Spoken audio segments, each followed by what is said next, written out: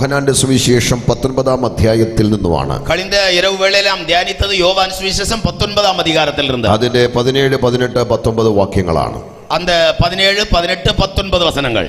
ആ വാക്യം ഞാൻ നിങ്ങളെ ഇന്ന് വായിച്ച് കേൾപ്പിക്കാം, പിന്നെ ഇവിടെ തമിഴിൽ വായിക്കും. அந்த வசன பகுதியை வாசித்து கேൾപ്പിக்க விரும்புகிறேன். தமிழில் முதலாவது வாசிக்கலாம். അവർ യേശുവിനെ കൈയേറ്റു, അവൻ താൻ തന്നെ ക്രൂശിനെ ചുമന്നുകൊണ്ട് എബ്രായ ഭാഷയിൽ ഗോൽഗോത്ത എന്ന പേരുള്ള തലയോടിടം എന്ന സ്ഥലത്തേക്ക് പോയി. അവിടെ അവർ അവനെയും അവനോടുകൂടെ വേറെ രണ്ടാളുകളെയും, ഒരുവനെ അപ്പുറത്തും ഒരുവനെ ഇപ്പുറത്തും യേശുവിനെ നടുവിലുമായി ക്രൂശിച്ചു.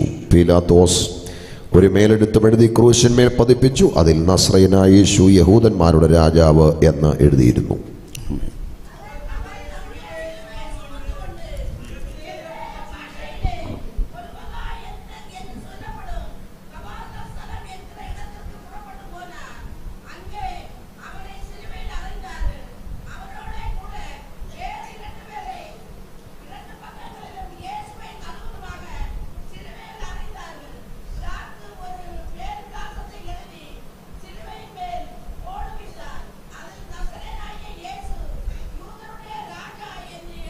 ഹല്ലേലൂയ. വളരെ പ്രായമുള്ള ഒരമ്മ, மிக வயது முதிர்ந்த ஒரு தாயார், ഒരു കണ്ണാടി പോലും വെക്കാതെ വാക്യം വായിച്ചു. அவர்கள் கண்ணடை கூட வைக்காமல் வசனம் வாசித்தார்கள். എൻ്റെ ഒരു വലിയ സല്യൂട്ട് ഞാൻ തരികയാണ്. நான் ஒரு பெரிய பிக் சல்யூட் அவர்கள். മാതാവിനെ ഓർത്ത് കരങ്ങൾ ഉയർത്തി ദൈവത്തെ ഒന്ന് മഹത്വപ്പെടുത്താം. அவர்களை நினைத்து கர்த்தரை ஸ்துதிக்கலாம் എല്ലാവരും. ഹല്ലേലൂയ ഹല്ലേലൂയ. ഹല്ലേലൂയ. വായിച്ച് അനുഗ്രഹിക്കപ്പെട്ട വചനത്തിനായിട്ട് കർത്താവിനെ ആശീർവാദமான വേദഭാഗத்துக்காக ஆண்டவரை ஸ்தோத்திரிக்கிறேன். നമ്മൾ കഴിഞ്ഞ രാത്രി ഈ വാക്യത്തെ ആസ്പദീകരിച്ചാണ് ചിന്തിച്ചത്. இந்த വേദഭാഗത്തെ ഉൾപ്പെടുത്തി தான் நாம் കഴിഞ്ഞ രാത്രി വേളയിലെ വചനം കേട്ടു. നമ്മുടെ കർത്താവായ യേശുക്രിസ്തുവിന്റെ ക്രൂശ് മരണവുമായി ബന്ധപ്പെട്ട് ഏറ്റവും പ്രധാനപ്പെട്ട ഒരു ചരിത്രമാണ് നമ്മൾ വായിച്ചത്. നമ്മുടെ ആண்டവരാകിയ കർത്തരുടെ സിലുവൈ മരണത്തോട് തുടർബുടയതാണ് മിക പ്രധാനമായ ഒരു വേദപകുതിയെ വാസിച്ചു. മനുഷ്യന്റെ പാപത്തിന് വേണ്ടി ഈ താണലോകത്തിൽ വന്ന നമ്മുടെ കർത്താവ് இந்த மனிதருடைய பாவங்களுக்காக இந்த താഴ്ന്ന ഉലകത്തിലെ இந்த താഴ്വാന ഭൂമിയിലെ കർത്തർ ഇറങ്ങി വന്ന കർത്താവ് ഇവിടെ 33 കൊല്ലം പാർത്തു. 33 തിരുവയസ്സ് വരെ നമ്മുടെ ആണ്ടവർ ഇங்கே വാസം பண்ணார். 3 കൊല്ലം പാലസ്തീനിൽ വിവിധ ഭാഗങ്ങളിൽ അവിടുന്ന് ശുശ്രൂഷകൾ ചെയ്തു. 3 வருடങ്ങൾ പാലസ്തീനത്തിൻ ചില പകുതികളിലെ കർത്തർ ഊഴിയം ചെയ്താർ. ശേഷം നമ്മുടെ പാപത്തിന്റെ പരിഹാരത്തിന് ക്രൂശിതനാകുന്നതിന് മുമ്പ് ഗദസമനയിൽ അവിടുന്ന് പ്രാർത്ഥിച്ചു. തുടർന്ന് നമ്മുടെ പാപ പരിഹാരത്തിற்காக സിലുവയിലെ മരിപ്പதற்கு മുൻപ് ഗെത്സമനയിലെ ജപം பண்ணினார். അപ്പോഴാണ് പടയാളികൾ അവനെ പിടിക്കുന്നത്. அப்போதுதான் போர் வீரர்கள் அவரை பிடிக்கிறது. കോടതികളിൽ മാറി മാറി അവനെ വിസ്തരിച്ചു. அந்த പല കോർട്ടുകളിലെ അവരെ മാറി മാറി ന്യായം വിസാരിத்தார்கள். യബദാ കൽത്തളത്തിൽ കൊണ്ടുവന്നവനെ അടിച്ചു.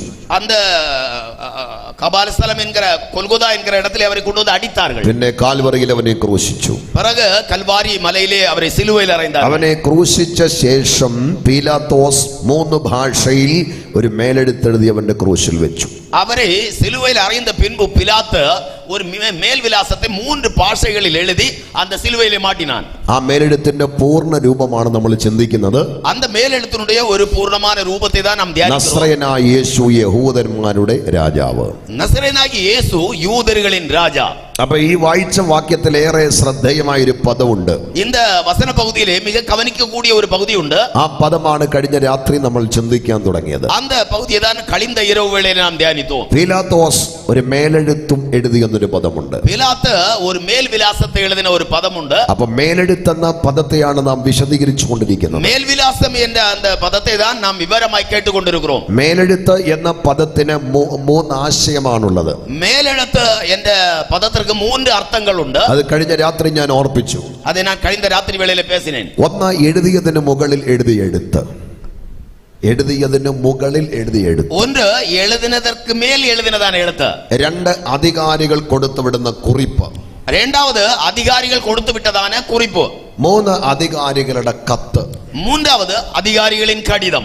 ഈ 3 അർത്ഥമാണ് മേലെഴുത്തെന്ന പദത്തിനുള്ളത്. இந்த 3 அர்த்தங்கள் தான் அந்த மேல் விலாசம் என்பதின் அர்த்தம். വേദപുസ്തകത്തിൽ നമുക്ക് 3 മേലെഴുത്തുകൾ കാണാൻ കഴിയും. പരിശുദ്ധ വേദാഗമത്തിലെ നമുക്ക് 3 മേൽ വിലാസങ്ങളെ பார்க்க முடியும். ഒന്നാമത്തെ മേലെഴുത്ത് ദാനിയേൽ പ്രവാചകന്റെ പുസ്തകം 5-ാം അധ്യായം 5-ാം വാക്യത്തിലാണ്. ഒന്നാമത് മേൽ വിലാസം ദാനിയേൽ തിർക്കദർശിൻ പുസ്തകം 5-ാം അധികാരത്തിൽ.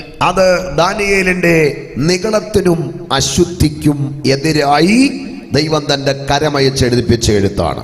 அது அந்த ராஜாவுடைய பெருமைக்கு விரோதமாக தேவன் தம்முடைய கைப்பத்தியை அனுப்பி எழுதினதான விலாசம். ആ മേലെഴുത്തിന് നമ്മൾ കൊടുത്ത പേര് അഹങ്കാരത്തിനെതിരെയുള്ള മേലെഴുത്താണ്. அந்த மேல் விலாசத்திற்கு கொடுத்ததான பெயர் பெருமைக்கு கொடுத்ததான விலாசம். ആ മേലെഴുത്താണ് കഴിഞ്ഞ രാത്രി മുഴുവൻ നമ്മൾ ചിന്തിച്ചത്. அந்த மேலெழுத்தை தான் கழிந்த இரவு வேளை முழுவதும் நாம் தியானித்தோம். ആ മേലെഴുത്തിൽ രണ്ട് സന്ദേശമാണുള്ളത്. அந்த மேலெழுத்தில் രണ്ട് ഉപദേശങ്ങൾ ഉണ്ട്. ഒന്ന് താഴ്മയുള്ളവരായിരിക്കണം, ഒന്ന് താഴ്മയുള്ളവനായിരിക്ക வேண்டும். രണ്ട് വിശുദ്ധമായി സൂക്ഷിക്കേണ്ടതിനെ അശുദ്ധമാക്കരുത്. രണ്ടാമത് പരിശുദ്ധമായി കാത്തുകൊള്ള വേണ്ടിയதை അശുദ്ധമാക്ക കൂടാതെ. ആ തീരുമാനം ഉള്ളിലുള്ള എത്ര ദൈവമക്കൾ ഇന്ന് രാത്രി ഇവിടെയുണ്ട്? തീരുമാനമുള്ള എത്ര ദേവനുடைய பிள்ளைகள் இதற்குள்ள இருக்கிறீர்கள்? ഞാൻ നിഗളിക്കത്തില്ല, ഞാൻ താഴ്മയോടെ ദൈവസന്നിധിയിൽ ഇരിക്കും. ഞാൻ പെരുമയുള്ളവനല്ല, താഴ്മയോടെ കർത്തരുടെ പരിശുദ്ധ സന്നിധിയിൽ ഞാൻ വിശുദ്ധമായി സൂക്ഷിക്കേണ്ടതിനെ അശുദ്ധമാക്കത്തില്ല. ഞാൻ പരിശുദ്ധമായി കാത്തുകൊള്ള വേണ്ടിയവകളെ അശുദ്ധമാക്ക മാട്ടേൻ. ആ തീരുമാനമുള്ളവർ കൈകൾ ഉയർത്തി ഒരു ഹല്ലേലൂയ പറഞ്ഞാട്ടെ. அந்த തീരുമാനമുള്ളവർ കരങ്ങൾ ഉയർത്തി ഹല്ലേലൂയ ചൊല്ലலாம். ആമേൻ. ആമേൻ. അപ്പോൾ രണ്ടാമത്തെ മേലെടുത്ത് ലൂക്കോസിന്റെ സുവിശേഷം 20-ാം അധ്യായത്തിന്റെ 22-ാമത്തെ വചനമാണ്. രണ്ടാമത് മേൽവിലാസം ലൂക്ക 22-ാം അധ്യായത്തിൽ 20-ാമത് വചനം.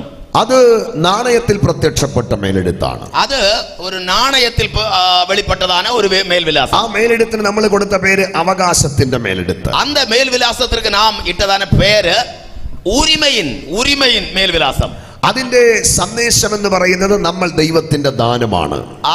അത് എന്നെ ഉപദേശം ചൊല്ലുகிறது എന്ന് சொன்னால் നാം ദേവനുடைய ஈவு. ഇന്ന് രാത്രി ഞാൻ എന്റെ ദൈവത്തിന്റെ ദാനമാണെന്ന് ഉറപ്പുള്ള എത്ര പേരുണ്ട്? ഞാൻ കർത്തരുടെ ഒരു ஈவு ദാനം എന്നുള്ള ധൈര്യമുള്ള എത്ര പേര് ഇங்கே இருக்கிறீர்கள்? അന്ധകാര ശക്തികൾ നിന്നെ നോക്കി നീ എന്റേതാന്ന് പറയുമ്പോൾ ദൈവത്തിന്റെ വചനം പറയുന്നു നീ ദൈവത്തിന്റെയാണ്. അന്ധകാര ക്രിയകൾ നീ എനക്കുള്ളവൻ എനക്കുള്ളവൾ എന്ന് ചൊല്ലുമ്പോൾ ദേവനുடைய വചനം ചൊല്ലുகிறது നീ എനക്കുള്ളവൻ. ഞാൻ എന്റെ ദൈവത്തിന്റെ ദാനമാണെന്ന് ബോധ്യമുള്ളവർ കരങ്ങൾ തട്ടി ഒന്ന് ബലപ്പെട്ടാട്ട് ആത്മാവ്. ആമേൻ. കരങ്ങളെ തട്ടി ഞാൻ എൻ ദേവനുடைய ദാനം കർത്തരുടെ ஈவு என்பவர்கள் കർത്തരെ മഹിമപ്പെടുത്തலாம். ശക്തിയോടെ വല്ലമയോടെ ബലത്തോടെ ഞാൻ എന്റെ ദൈവത്തിന്റെ ദാനമാണെന്ന് വിശ്വസിക്കുന്നവർ കരമടിച്ച് ആമേൻ. ഹല്ലേലൂയ ഹല്ലേലൂയ ഹല്ലേലൂയ.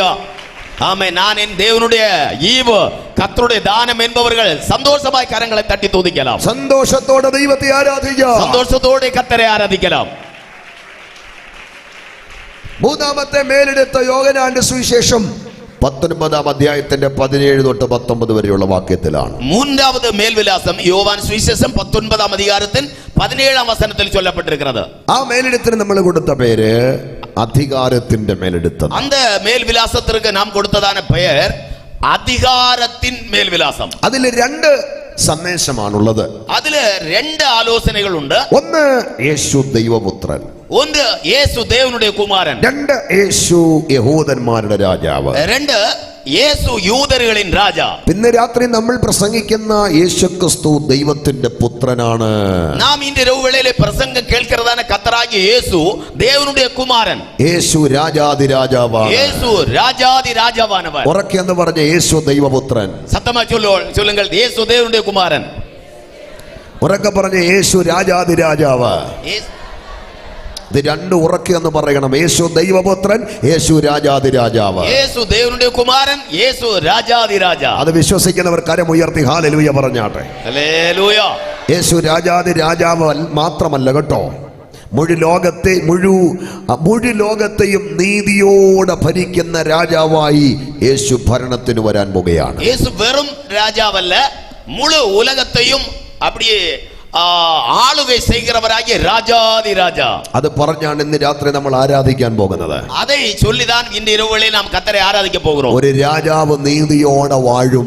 ഒരു രാജാ നീതിയോടെ அரசாளுவார். ആ രാജാവ് അത്ഭുത മന്ത്രിയാണ്. அந்த ராஜா അത്ഭുതമാനവൻ. അവൻ വീരനാം ദൈവമാണ്. അവർ വീരനാകിയ കർത്തർ. അവൻ സമാധാന പ്രഭുവാണ്. അവർ സമാധാന പ്രഭു. ആധിപത്യം അവന്റെ തോളിലിരിക്കൂ. അധികാരം അവരുടെ തോളിൽ ഇരിക്കും. നീതിയോടെ ലോകത്തെ മുഴുവൻ വാഴുവാൻ യേശു രാജാവായി വരുമെന്ന് പ്രത്യാശയുള്ള ദൈവമക്കൾ ഇന്ന് രാത്രി ഇതിനകത്തുണ്ടെങ്കിൽ കരമടിച്ച് ആത്മാവിനെന്ന് സന്തോഷിക്കൂ. ആമേൻ. കർത്തർ നീതിയോടെ அரசாளுவார் എന്ന് നമ്പിക്കയുള്ള കർത്തരുടെ പിള്ളകൾ എല്ലാവരും കൈകളെ തട്ടി സന്തോഷമായി കർത്തരെ മഹിമപ്പെടുത്തുവോ. ഹല്ലേലൂയ. ആമേൻ. ഹല്ലേലൂയ. യേശു രാജാവായി വരും. യേശു രാജാവായി വരുവാർ. അതാണ് നമ്മുടെ പ്രത്യാശ. അതാണ് നമ്മുടെ നമ്പിക്കை. ആമേൻ. ആമേൻ. അപ്പൊ ഈ 3 മേലെഴുത്തുകളിലെ ഒരെണ്ണമാണ് കഴിഞ്ഞ രാത്രി നമ്മൾ ചിന്തിച്ചത്. இந்த மூன்று மேல் விலாசங்களில் ஒன்றை தான் கழிந்த இரவு வேளையில் தியானித்தோம். അഹങ്കാരത്തിന് എതിരെയുള്ള മേലെടുത്ത്, பெருமைக்கு எதிராக உள்ளதான மேல் விலாசம். ആ മേലെടുത്ത് ബെൽസസറിന്റെ കൊട്ടാരത്തിന്റെ ഭിത്തിയിൽ വരാനുള്ള കാരണമൊക്കെ ഞാൻ വളരെ കൃത്യമായിട്ട് വിശദീകരിച്ചു. அந்த மேலெழுத்து பெல்சாசார் ராஜாவுடைய அந்த சுவரிலே வந்து பதிவதற்கு காரணம் உண்டு என்பதை நான் ரொம்ப தெளிவாக விவரித்து பேசினேன். അതിൽ ഒന്ന് അവന്റെ നീളമാണ്, ஒன்றாவது அவனுடைய பெருமை, 2 അവന്റെ അശുദ്ധി, இரண்டாவது அவன் அசுத்தமான காரியங்களை செய்தான். നിഗളിച്ചവനെയും അശുദ്ധിയുടെ വഴിയിൽ സഞ്ചരിച്ചവനെയും ദൈവം വെറുതെ വിട്ടിട്ടില്ല. பெருமை கொண்டவனையும் பாவ வழிகளிலே நடந்தவனையும் கர்த்தர் சும்மா விடவே இல்லை. അങ്ങനെയുള്ളവരെ ദൈവം ന്യായം വിധിച്ച ചരിത്രമുണ്ട്. அப்படிப்பட்டவர்களை தேவன் நியாயம் தீர்த்ததான வரலாறு இருக்கிறது.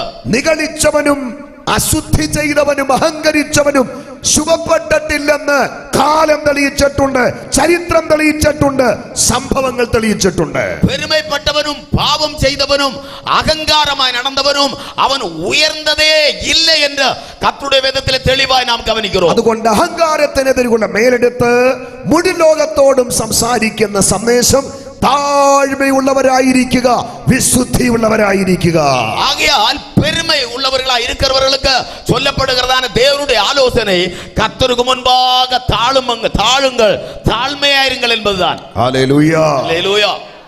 ഇനി രണ്ടാമത്തെ മേലെടുത്ത് നമുക്ക് ചിന്തിക്കണം. இரண்டாவது மேலெழுத்தை குறித்து தியானிக்க போகிறோம். അത് അവകാശത്തിന്റെ മേലെടുത്താണ്. அது உரிமைக்குரியதான மேல் விலாசம். വിശുദ്ധ ലൂക്കോസിന്റെ സുവിശേഷത്തിലാണ്, லூக்கா எழுதின சுவிசேஷம் 20-ാം അധ്യായത്തിലാണ്, 20வது அதிகாரம் അതിന്റെ 22-ാമത്തെ വചനം. ഞാൻ മലയാളത്തിൽ നിന്ന് വായിക്കാം, പിന്നെ നിങ്ങൾ തമിഴിൽ വായിക്കണം.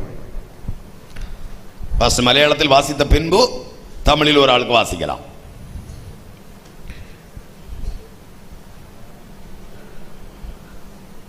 22 തൊട്ടുള്ള വാക്യമാണ്. കൈസർക്ക് കരം കൊടുക്കുന്നത് വിഹിതമോ അല്ലയോ എന്ന് ചോദിച്ചു. അവരുടെ ഉപായം ഗ്രഹിച്ചിട്ട് അവൻ അവരോട് ഒരു വെള്ളിക്കാശ് കാണിപ്പീൻ, അതിനുള്ള സ്വരൂപവും മേലെടുത്തും ആരുടേത് എന്ന് ചോദിച്ചന് കൈസറുടേത് എന്ന് അവൻ പറഞ്ഞു.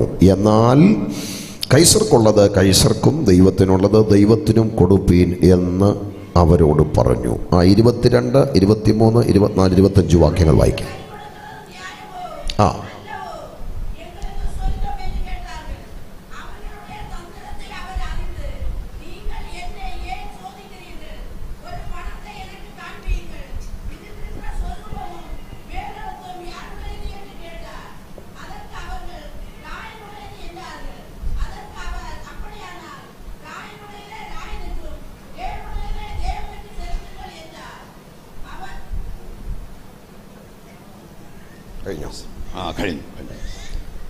കൈകൾ ഉയർത്തി ഒരു ഹല്ലേലൂയ പറയാം. കരങ്ങൾ ഉയർത്തി ഹല്ലേലൂയ ചൊല്ലുவோம். ഇതാണ് രണ്ടാമത്തെ മേലെഴുത്ത്. இதுதான் இரண்டாவது மேல்விலாசம்.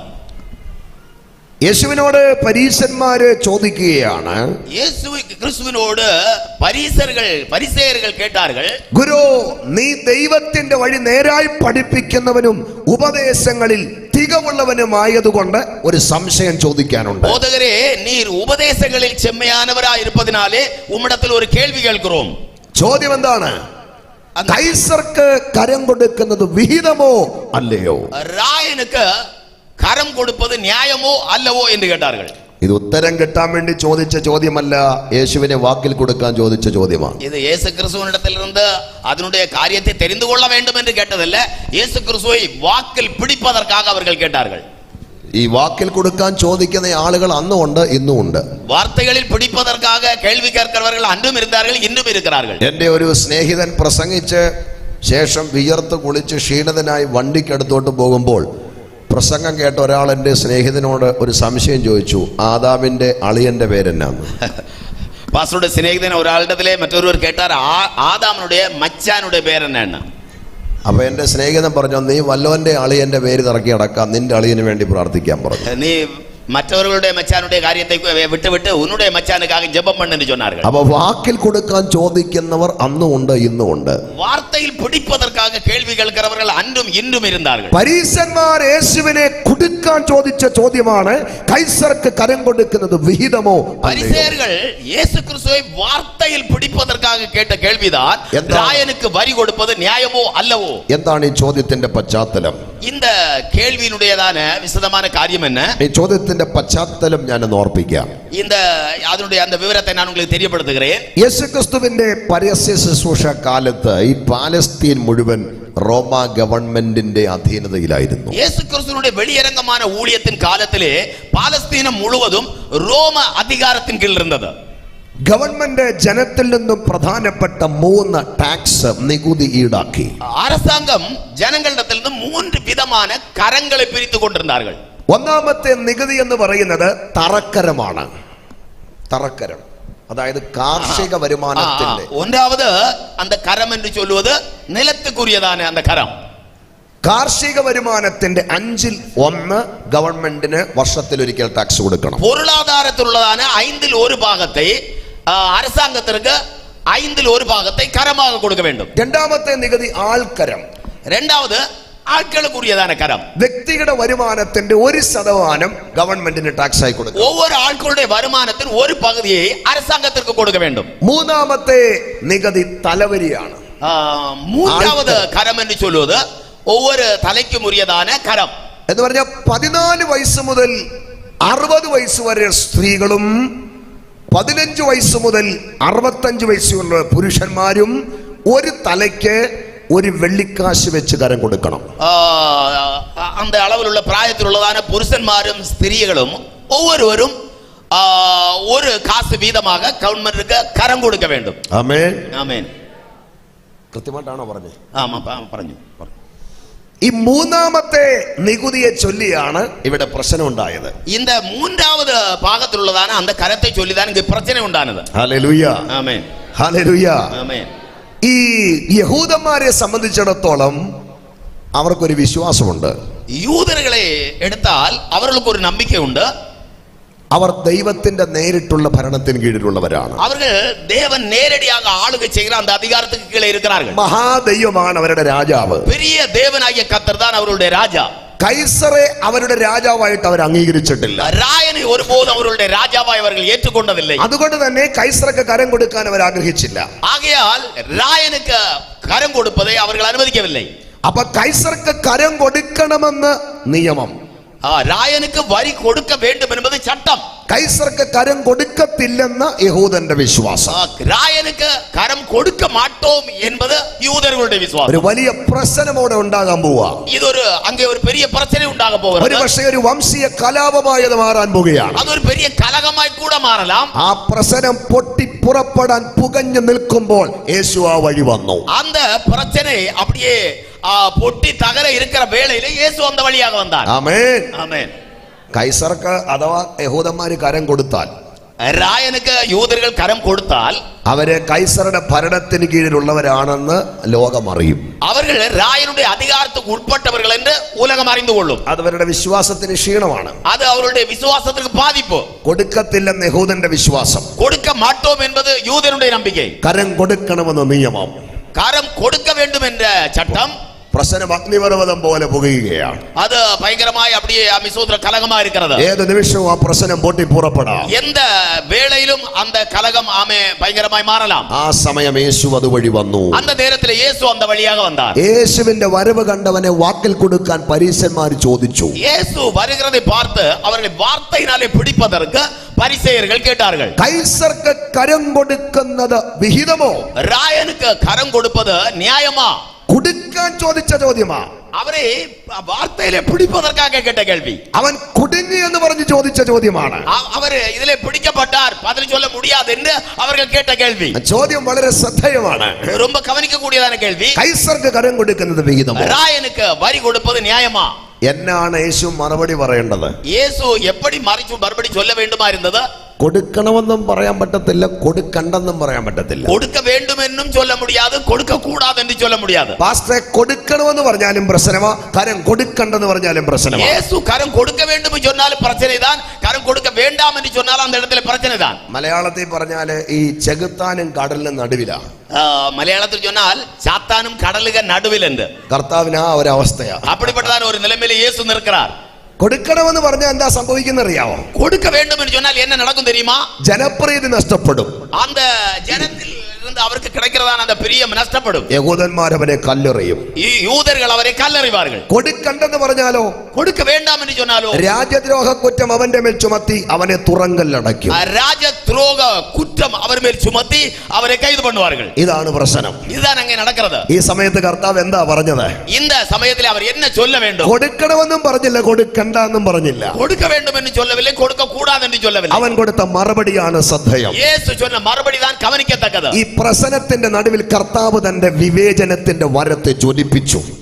இந்த பிரச்சனைகளுடைய நடுவில் இயேசு விவேகபூர்வமாய் அறிவோടെ வார்த்தைகளை பயன்படுத்துவார். പ്രശ്നങ്ങളുടെ നടുവിൽ കൃപാവരത്തെ ജ്വലിപ്പിക്കുന്ന ദൈവമക്കൾക്കായിട്ട് സ്തോത്രം. பிரச்சனைகளுடைய நடுவில் தேவனுடைய கிருபை வரத்தை உபயோகப்படுத்துகிற ஆண்டவருடைய பிள்ளைகளுக்காய் கர்த்தர் കരങ്ങൾ ഉയർത്തി ഒരു ഹല്ലേലൂയ പറഞ്ഞാട്ടെ. கரங்களை உயர்த்தி ஹல்லேலூயா சொல்லலாம். പ്രശ്നങ്ങളുടെ നടുവിൽ നിന്നിലുള്ള കൃപ ജ്വലിപ്പിച്ചാൽ പ്രശ്നമല്ല, നിനക്കാണ് ജയം. பிரச்சனையான நேரங்களில் தேவனுடைய கிருபையை வெளிப்படுத்தினால் பிரச்சனைக்கு அல்ல, உன்னுடைய காரியத்திற்கு தான் ஜெயம். നിന്നെ കുരുക്കത്തക്ക നിലയിൽ ഏതു പ്രശ്നങ്ങൾ തലപൊക്കിയാലും അതിന്റെ നടുവിൽ ഭയപ്പെടാതെ നിന്നിലുള്ള ദൈവകൃപയെ ജ്വലിപ്പിക്കാൻ നീ തയ്യാറാണെങ്കിൽ ആ പ്രശ്നങ്ങളുടെ നടുവിൽ നിനക്കൊരു വിടുതലുണ്ടെന്ന് വചനം ഇന്ന് രാത്രി നിന്നോട് ഇടപെടുകയാണ്.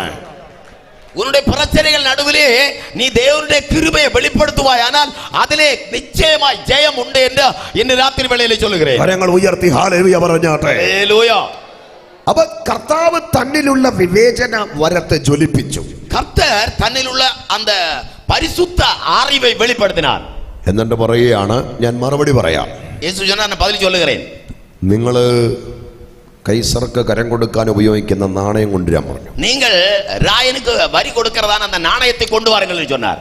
ഇവൻ കുടുങ്ങിയിടാന്ന് പറഞ്ഞ് നാണയം എടുത്തോണ്ട് വന്ന് പരീശന്മാർ യേശുവിന്റെ കൈ കൊടുത്തു. இவரை நம்ம மாட்டிட்டோம் அப்படின்னு சொல்லிட்டு அந்த நாணயத்தை கொண்டு வந்து இயேசு கிறிஸ்துவிடத்திலே காண்பித்தார்கள். കർത്താവ് അവരുടെ കയ്യിൽ നിന്ന് നാണയം മേടിച്ചിട്ട് അവർ കാണുക ആ നാണയം ഉയർത്തിപ്പിടിച്ചു. ஆண்டவர் அவருடைய கையில் இருந்த அந்த நாணயத்தை வாங்கி அதை உயர்த்தி காட்டினார். എന്നിട്ട് ചോദിച്ചവരോട് പറഞ്ഞു, ഇങ്ങോട്ട് നോക്കാൻ പറഞ്ഞു. இங்க பாருங்கள் என்று சொன்னார். എല്ലാരും നോക്കി. எல்லாரும் பார்த்தார்கள். കൈസർക്ക് കരം കൊടുക്കാൻ ഉപയോഗിക്കുന്ന നാണയമായി ഉയർത്തിപ്പിടിച്ച് ராயனுக்கு வரி கொடுக்க பயன்படுத்துகிறதான நாணயத்தை தான் உயர்த்தி பிடித்திருக்கிறார். ഇങ്ങോട്ട് നോക്കാൻ പറഞ്ഞു. ആ നാണയത്തിലേക്ക് നോക്കാൻ പറഞ്ഞു. அந்த நாணயத்திലേക്ക് நோக்கி பார்க்க சொன்னார். അവരെല്ലാം ആ നാണയത്തിലേക്ക് നോക്കി. அவர்கள் அதை நோக்கி பார்த்தார்கள். കർത്താവിന്റെ ചോദ്യം, இயேசுவின் கேள்வி, ഈ നാണയത്തിന്റെ മേലുള്ള മേലെഴുത്തും സ്വരൂപവും ആരുടേത്? இந்த நாணயத்திலே சுட்டி காட்டப்பட்டிருக்கிறதான அந்த மேலெழுத்து സ്വരൂപமும் யாருடையது என்று கேட்டார். ഉടനെ പരീശന്മാര് പറയുക, അത് കൈസരുടേത്. உடனே பரிசேயர்கள் சொன்னார்கள், அது ராயனுக்குரியது. അപ്പൊ കർത്താവിന്റെ മറുപടിയാണ് ശ്രദ്ധേയം. அப்ப இயேசு கிறிஸ்துவினுடைய மறுபடி தான் கவனிக்கத்தக்கது. അങ്ങനെയെങ്കിൽ കൈസർക്കുള്ളത് കൈസർക്ക് കൊടുക്ക. அப்படியானால் ராயனுக்குரியதை ராயனுக்கு கொடுங்கள், അനുബന്ധമായി ദൈവത്തിനുള്ളത് ദൈവത്തിന് കൊടുക്ക. தேவனுக்கு உரியதை தேவனுக்கு கொடுங்கள் എന്ന് പറഞ്ഞാൽ എന്നെ വാക്കിൽ കൊടുക്കാൻ എന്നോട് ചോദിച്ച പരീശ, നീയും ദൈവത്തിന്റെ ദാനമാണ് என்று சொன்னால், என்னை வார்த்தையிலே பிடிப்பதற்காக என்னோடு கேள்வி கேட்ட பரிசேயனே, நீயும் தேவனுடையவன். സകലരും ദൈവത്തിന്റെ ദാനമാണ്. எல்லாவரும் தேவனுடைய தானமானவர்கள். ഞാൻ ദൈവത്തിന്റെ ദാനമാണ്. நாம் தேவனுடைய ஈவானவர்கள். നിങ്ങൾ ദൈവത്തിന്റെ ദാനമാണ്. நீங்கள் தேவனுடைய ஈவு. നമ്മൾ ദൈവത്തിന്റെ ദാനമാണ്. நாம் எல்லாரும் கர்த்தருடைய தானம். അത് വിശ്വസിക്കുന്നവർ ദൈവത്തെ സ്തുതിച്ചു മഹത്വപ്പെടുത്തിക്കേ. நம்புகிறவர்கள் எல்லாரும் கர்த்தரை மகிமைப்படுத்தலாம். കരങ്ങൾ അടിച്ച് കർത്താവിനെ മഹത്വപ്പെടുത്ത്. கைகளை தட்டி ஹalleluya. നീയും ഞാനും ദൈവത്തിന്റെ ദാനമാണ്. நீயும் நானும் தேவனுடைய தானம். ആമേൻ. ஆமென். കൈസരുടെ മേലെടുത്തും സ്വരൂപവും നാണയത്തിലേ ഉള്ളിടത്തോളം കാലം ആ നാണയം കൈസർക്കുള്ളതാണ്.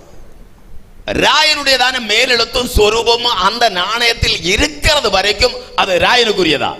ഈ നാണയമെന്ന് പറയുന്നത് ക്രയവിക്രയത്തിന് വേണ്ടി മാത്രമുള്ളതല്ല. இந்த நாணயம் என்று சொல்வது கொடுக்கல் வாங்கலுக்கு வேண்டி உள்ளது மட்டும்தான். നാണയമെന്ന് പറയുന്നത് അധികാരത്തിന്റെ പ്രതീകം കൂടാ. നാണയം എന്ന് ചൊല്ലുന്നത് അധികാരத்துக்கு ഉൾപ്പെട്ടതാ இருக்கிறது.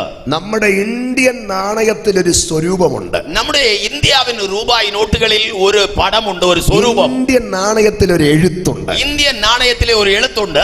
ആ എഴുത്തും സ്വരൂപവും ഇന്ത്യൻ നാണയത്തിൽ ഉള്ളിടത്തോളം കാലം ആ നാണയം നമുക്കുള്ളതാണ്, ഇന്ത്യക്കുള്ളതാണ്. அந்த സ്വരൂപமும் அந்த மேலெழுத்தும் அதில் எத்தனை காலம் இருக்கிறதோ அத்தனை காலமும் அந்த பணம் நமக்குரியது. ഇതുപോലെ കൈസരുടെ മേലെടുത്തും കൈസരുടെ സ്വരൂപവും ആ നാണയത്തിൽ ഉള്ളിടത്തോളം കാലം ആ നാണയം കൈസർക്കുള്ളതാണ്. അതുപോലவே ராயனுடைய மேலெழுத்தும் அவனுடைய സ്വരൂപமும் அந்த நாணயத்தில் இருக்கிறது வரைக்கும் அந்த பணம் அவனுக்குரியது. ദൈവത്തിനുള്ളത് ദൈവത്തിന് കൊടുപ്പീൻ എന്ന് പറഞ്ഞാൽ தேவனுக்குரியதை தேவனுக்கு கொடுங்கள் என்று சொன்னால் നാം ദൈവത്തിന്റെയാണ്, നാം ദേവനുடைய വകൈதான். കൈസരുടെ മേലെടുത്തും സ്വരൂപവും കൈസരുടെ നാണയത്തിൽ ഉള്ളതുപോലെ ராயனுடைய மேலெழுத்தும் സ്വരൂപமும் அந்த നാണയത്തിൽ ഉള്ളതുപോലെ നമ്മുടെ മേൽ ഒരു മേലെടുത്തുണ്ട്, നമ്മേലും ഒരു മേലെഴുത്തുണ്ട്, നമ്മുടെ മേൽ ഒരു സ്വരൂപമുണ്ട്, നമ്മേലും ഒരു സ്വരൂപമുണ്ട്. എന്റെ മേൽ ഒരു മേലെടുത്തുണ്ടെന്ന് വിശ്വസിക്കുന്നവരുടെ കരമൊന്ന് ഉയർത്തിക്കേ.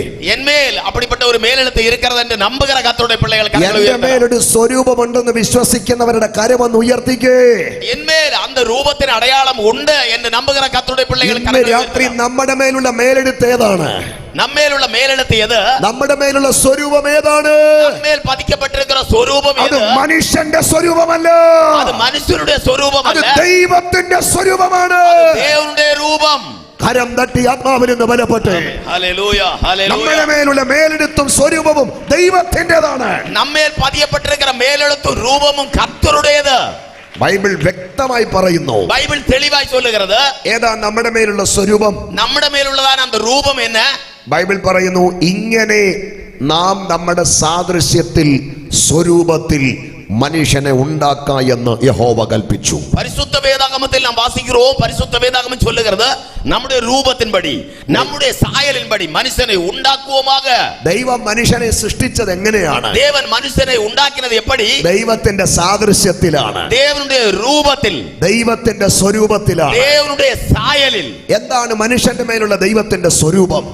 മനുഷ്യൻ മേലുള്ള ദേവനുடைய രൂപം എന്ന്. എന്താണ് മനുഷ്യന്റെ മേലുള്ള ദൈവത്തിന്റെ സാദൃശ്യം? മനുഷ്യൻ മേലുള്ളതാണ് ദേവനുடைய സായൽ എന്ന്. എന്റെ ദൈവത്തിന്റെ സാദൃശ്യം എന്റെ മേലുണ്ടെന്ന് ഉറപ്പുണ്ടോ ഇന്ന് രാത്രിയില്? ദേവനുடைய സായൽ എന്മേൽ ഇരിക്കുന്നത് നമ്പിക്ക ഇരിക്കുന്നതാ നമുക്ക്. എന്റെ ദൈവത്തിന്റെ സ്വരൂപം എന്റെ മേലുണ്ടോ എന്ന് ഉറപ്പുണ്ടോ ഇന്ന് രാത്രിയില്? ദേവനുடைய സായൽ എന്നോട് ഇരിക്കുന്നത് ആമേ നമ്പിക്കയാ ഇരിக்கிறீர்களா? ആ ഉറപ്പ് ഇന്ന് രാത്രി നിന്റെ അകത്തുണ്ടെങ്കിൽ ചില അവകാശങ്ങൾ നിന്നെ വിട്ട് അഴിയാൻ പോകുകയാണ്. அந்த தைரியம் உன்னுடைய இதயத்தில் இருக்கிறது என்றால் சில உரிமையை இன்று பெற்றுக்கொள்ள போகிறாய். ചില കെട്ടുകൾ ഇന്ന് രാത്രി നിന്നെ വിട്ട് അഴിയാൻ പോകുകയാണ്. ചില ബന്ധനങ്ങൾ ഉന്നെ വിട്ട് അഴിയ പോകുന്നത്. വിശ്വസിക്കുന്നവർ അല്പ നിമിഷം കരം തട്ടിക്കാട്ടെ. കരങ്ങളെ തട്ടി ആമേൻ നമ്പുகிற കർത്തരുടെ പിള്ളകൾ ആണ്ടവരെ ആരാധിക്കണം. ഏറ്റവും പിൻപിലായിരിക്കുന്നവർ മുൻപിലായിരിക്കുന്നവർ കരമടിച്ച് ആത്മാവിൽ നിന്ന് ബലപ്പെട്ട് മുന്നേയും പിന്നെയും ഇരിക്കുന്നവരെല്ലാം കൈതട്ടി പരിശുദ്ധാവിയിലെ ബലപ്പെടലാം. വിശ്വസിക്കുക, വിശ്വസിക്കുക, വിശ്വസിക്കുക.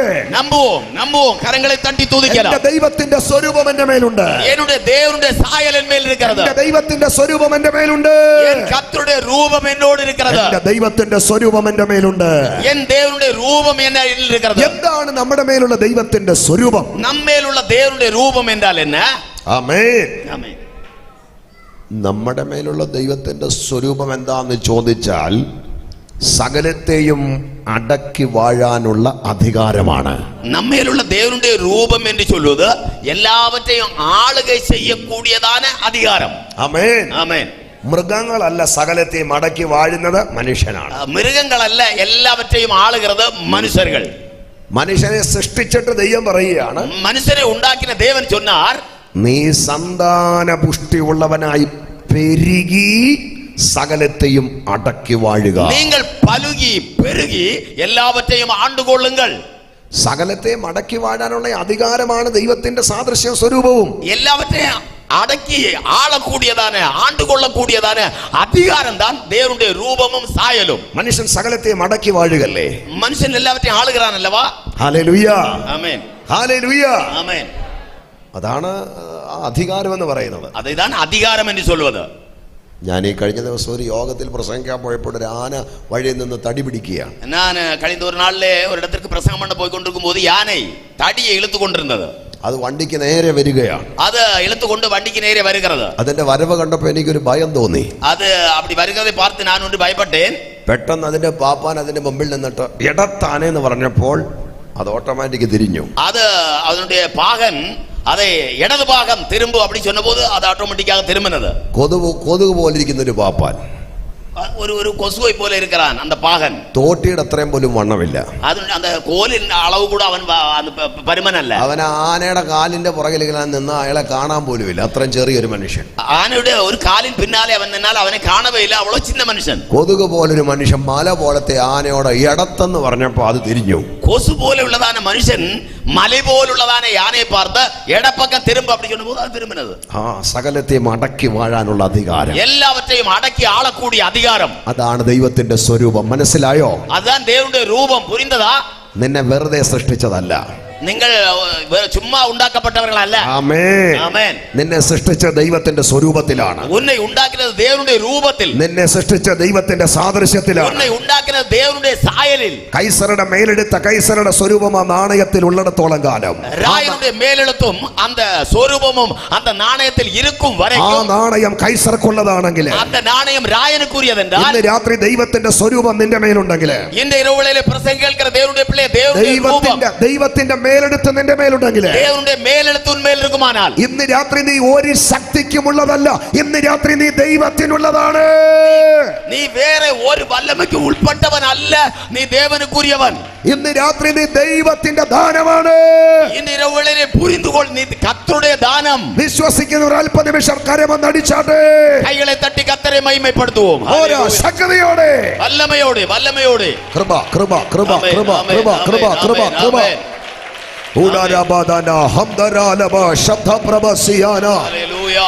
യേശുവിന്റെ രക്തത്താൽ, യേശുവിന്റെ രക്തത്താൽ, യേശുവിന്റെ രക്തത്താൽ ഇന്ന് രാത്രി ചില രോഗത്തിന്റെ കെട്ടുകൾ അഴിഞ്ഞു പോകട്ടെ, ചില വ്യാധിയുടെ ബന്ധനങ്ങൾ അഴിഞ്ഞു പോവதாக, പൈശാചിക ബന്ധനങ്ങൾ അഴിയട്ടെ, ചില പിശാചിന്റെ കെട്ടുകൾ അഴിഞ്ഞു പോവதாக, മരണത്തിന്റെ കെട്ടുകൾ അഴിയട്ടെ, മരണത്തിന്റെ കെട്ടുകൾ വിട്ടുപോവதாக, എല്ലാ മാനസിക കെട്ട് സംഘർഷങ്ങളും അഴിയട്ടെ, മനസ്സിലുള്ളതായ വേദനകൾ അഴിഞ്ഞു മാറട്ടെ, എല്ലാ ഡിപ്രഷന്റെ സ്പിരിറ്റുകളും അഴിയട്ടെ, ഒരു ഭാരപ്പെടുത്തുകറാന அந்த ആവികൾ വെളിയേറി പോകട്ടെ. രാത്രി ജനം വിടുവിക്കപ്പെടട്ടെ. ഇന്ന് ഇരവുവേളയിലെ കർത്തരുടെ പിള്ളകൾ വിടുവിക്കപ്പെടുവാர்களாக. നീ ഇന്ന് രാത്രി രോഗത്തിനുള്ളതല്ല, നീ ഉലകത്തുക്കുரியവനല്ല. ഇന്ന് രാത്രി നീ പൈശാചിക ബന്ധനങ്ങൾക്കുള്ള വ്യക്തിയല്ല, നീ പിശാചിൻ പിടിക്ക് ഉൾപ്പെട്ടവനല്ല. ഇന്ന് രാത്രി നീ ശാപത്തിനുള്ളതല്ല, ഇന്ന് ഇരവുവേളയിലെ കേൾ, നീ ശാപത്തിനുക്കുரியവനല്ല. ഇന്ന് രാത്രി നീ മരണത്തിനുള്ളതല്ല, നീ മരണത്തിനുക്കുரியവനല്ല. ഇന്ന് രാത്രി നീ ദൈവത്തിന്റെ ദാനമാണ്. ദേവനാകിയ കർത്തരുടെ ഈവായിരിക്കറായി. ദൈവത്തിന്റെ സ്വരൂപം നിന്നിലുണ്ട്, നീ ദേവന്റെ രൂപത്തിൽ ഇരിക്കുന്നത്. ദൈവത്തിന്റെ മേലെടുത്ത് ഇന്ന് രാത്രി നിന്റെ മേലുണ്ട്. കർത്തരുടെ മേലെഴുത്ത് ഉന്മേൽ എഴുതപ്പെട്ടിരിക്കുന്നത്. നീ ഇന്ന് രാത്രി ദൈവത്തിനുള്ളതാണ്. இந்த இரவுகளில் தேவனுக்குரியவள். ദൈവത്തിനായിട്ടൊന്ന് സമർപ്പിച്ചേ, தேவனுக்காக ഒന്ന് ഒപ്പുകൊട്. നിന്റെ ദേഹം, ദേഹി, ആത്മാവിനെ ഇന്ന് രാത്രി ഒന്ന് സമർപ്പിച്ചേ.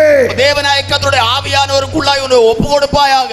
പറഞ്ഞേ, ഞാൻ ദൈവത്തിനുള്ളതാണെന്ന് പറ. വായ് തുറന്ന് ചൊല്ല്, ഞാൻ കർത്തരുക്കുரியവൻ. ഞാൻ ദൈവത്തിന്റെ ദാനമാണെന്ന് പറ.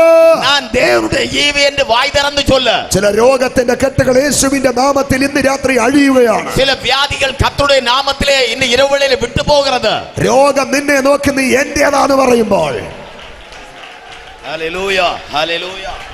രോഗം നിന്നെ നോക്കി നീ എന്റേതാണെന്ന് പറയുമ്പോൾ, രോഗം, വ്യാധി ഉനക്കുള്ളതല്ല എന്ന് കർത്തർ ചൊല്ലുகிறார்.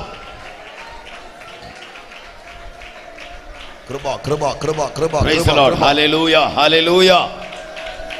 കൃപ കൃപ കൃപ കൃപ കൃപ കൃപ കൃപ കൃപ കൃപ കൃപ. Hallelujah.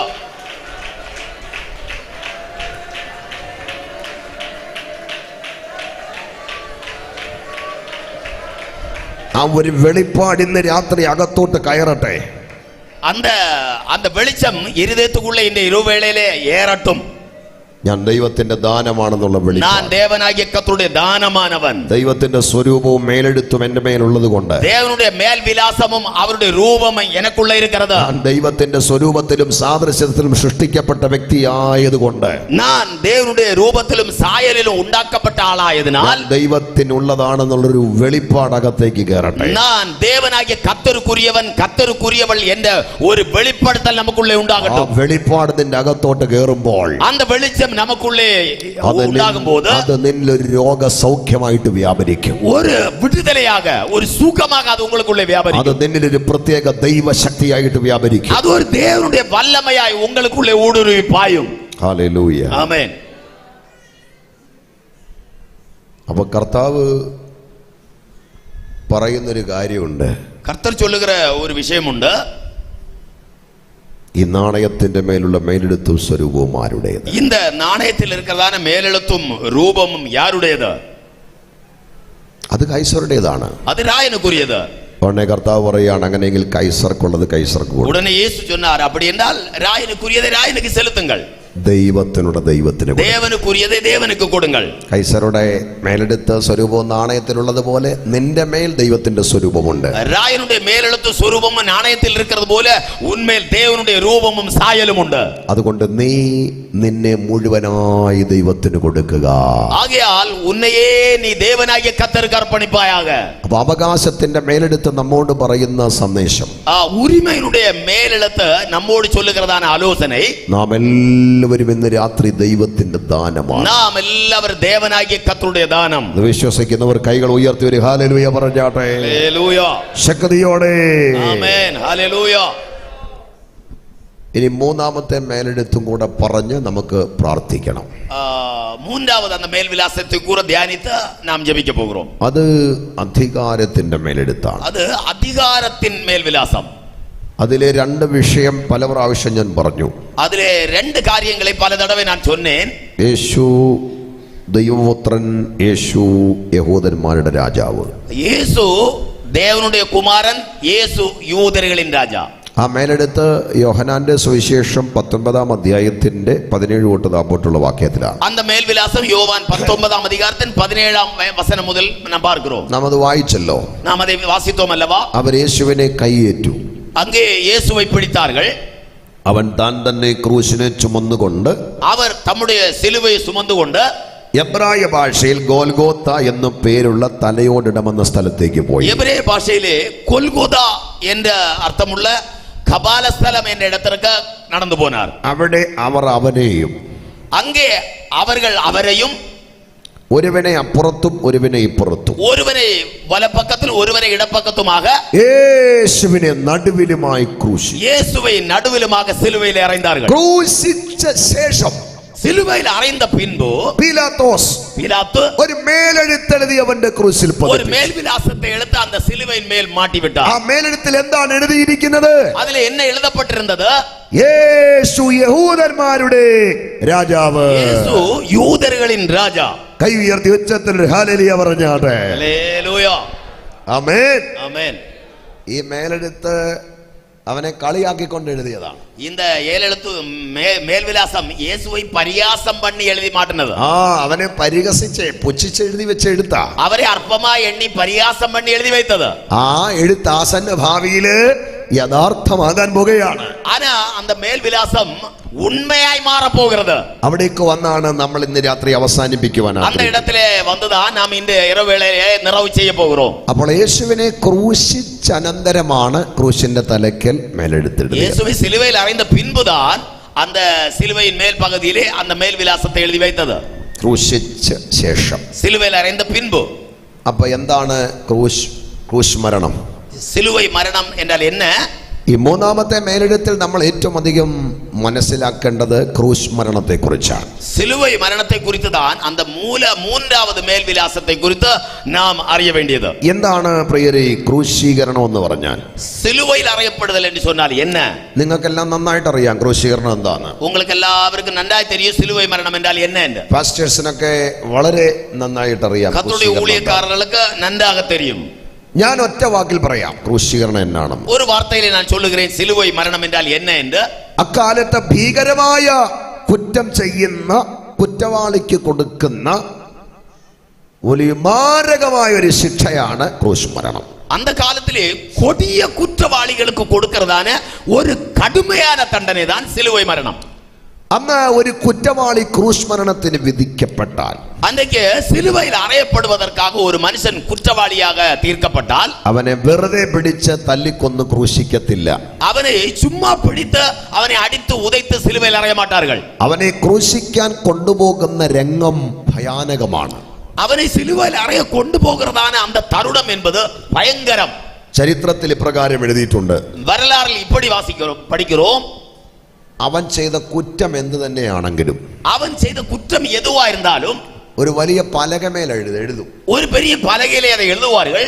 എന്നിട്ട് പരസ്യമായിട്ട് അവന്റെ കഴുത്തിൽ എല്ലാവരും വായിക്കത്തക്ക ക്രമത്തിൽ കെട്ടിത്തൂക്കും. பிறகு எல்லாரும் வாசிக்கத்தக்க விதத்திலே பரஸ்யமாக அவனுடைய களத்திலே அதை தொங்க விடுவார்கள். എന്നിട്ട് അടിച്ചാണ് അവനെ ക്രൂശിക്കാൻ കൊണ്ടുപോകുന്നത്. பிறகு அவனை தாராளம் அடித்து சிலுவையில் அறைவார்கள்.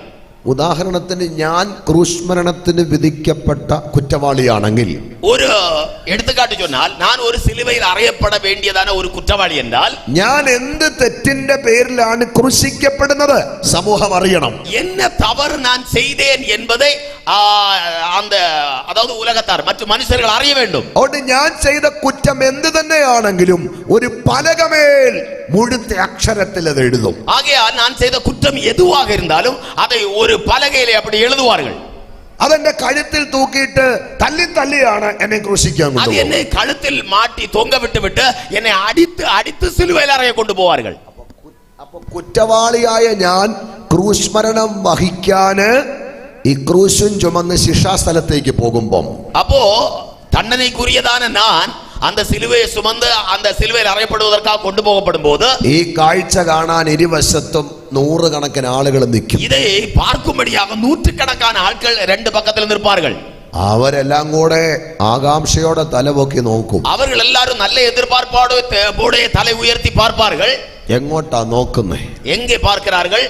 കുറ്റവാളിയായ എന്റെ മുഖത്തോട്ടല്ല, குற்றவாளியாகிய என்னுடைய முகத்தில் நேராய் அல்ல, എന്റെ തോളെ വെച്ച ക്രൂശിലേക്കല്ല, என் மேல் வைத்திருக்கிறதான சிலுவையின் மேல் அல்ல, എന്നെ അടിക്കുന്ന പടയാളികളെ അല്ല, என்னை அடிக்கிறதான போர் வீரர்களை அல்ல. ഇരുവശത്ത് നിൽക്കുന്ന ജനം ആകാംക്ഷയോടെ എങ്ങോട്ടാ നോക്കുന്നതെന്ന് അറിയാമോ? ரெண்டு பக்கத்தில் நிற்கிறவர்கள் பயங்கர எதிர்பார்ப்போடு எங்கே பார்ப்பார்கள் தெரியுமா?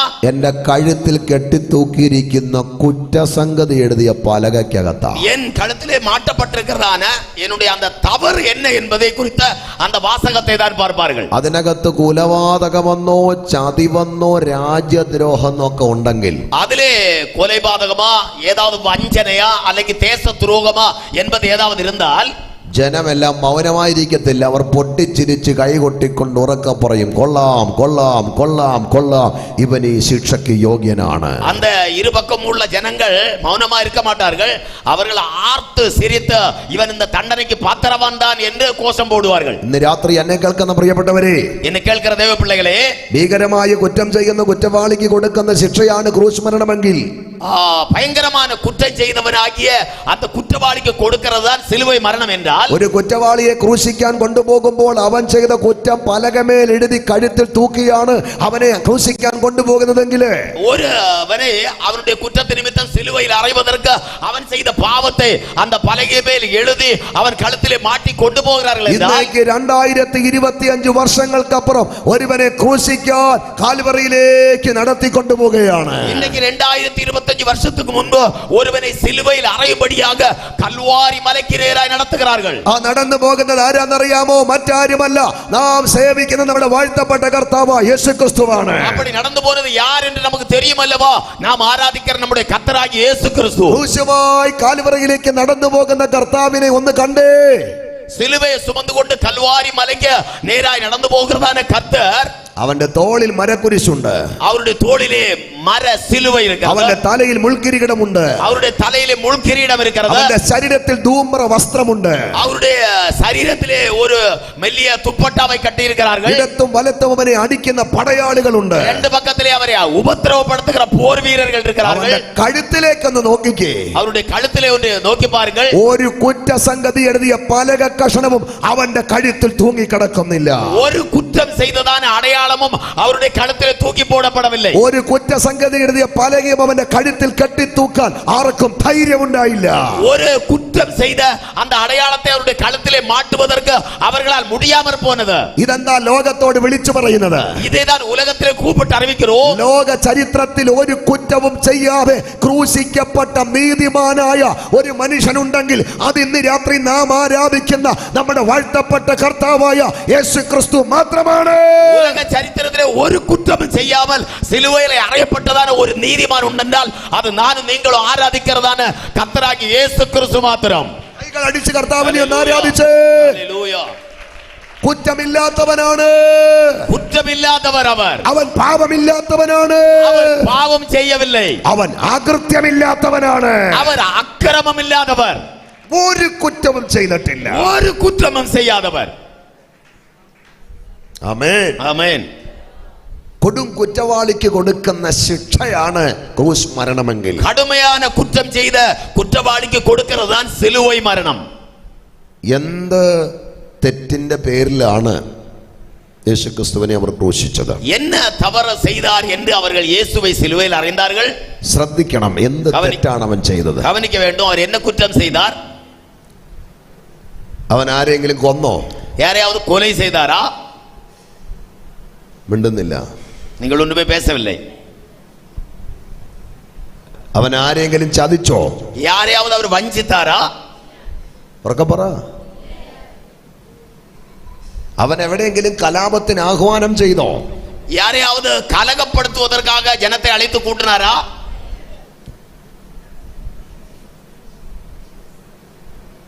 ഭീകരമായ കുറ്റം ചെയ്യുന്ന കുറ്റവാളിക്ക് കൊടുക്കുന്ന ശിക്ഷയാണ് ക്രൂശ് മരണമെങ്കിൽ, கடுமையான குற்றம் செய்த குற்றவாளிக்கு கொடுக்கிற தண்டனை தான் சிலுவை மரணம் என்றால், എന്ത് തെറ്റ് ചെയ്തിട്ടാണ് ലോകം അവനെ ക്രൂശിച്ചത്? என்ன தவறு செய்ததற்காக இயேசு கிறிஸ்துவை அவர்கள் சிலுவையில் அறைந்தார்கள்? ഒരു തെറ്റും ചെയ്തില്ല. ஒரு பாவமும் செய்யாதவர். 5 കോടതികൾ അവനെ വിസ്തരിച്ചത്. 5 நீதிமன்றங்களிலே அவரை விசாரணை செய்தார்கள். ആമേൻ, ஆமென். 5 കോടതികളിലും അവനിൽ ഒരു തെറ്റും ചൂണ്ടിക്കാണിക്കാൻ കഴിഞ്ഞില്ല. 5 നീതിമன்றങ്ങളിലും ഇവരിൽ ഒരു കുറ്റവും ഇല്ല എന്ന് കൈനീട്ടി சொன்னார்கள். അത് പറയുമ്പോൾ ഇന്ന് രാത്രിയില് ആവേശം അങ്ങ് ആകാശത്തോളം മുട്ടുക അവനെ. அதை கேட்கும்போது நமக்கு ஒரு பெரிய ஆவேசம் வானம் முட்ட உண்டாக வேண்டும். അത് പറയുമ്പോൾ എനിക്ക് സന്തോഷം ഇരട്ടിയാകുകയാണ്. எனக்கு இரட்டிப்பான சந்தோஷம் அதை சொல்லும்போது உண்டாகிறது. ഞാൻ പ്രസംഗിക്കുന്നവൻ കുറ്റമില്ലാത്തവനാണ്. நான் பிரசங்கிக்கிற கர்த்தர் குற்றமில்லாதவர். 33 വർഷമായി ലോകത്തോട് ഞാൻ പ്രസംഗിക്കുന്നവൻ പരിശുദ്ധനാണ്.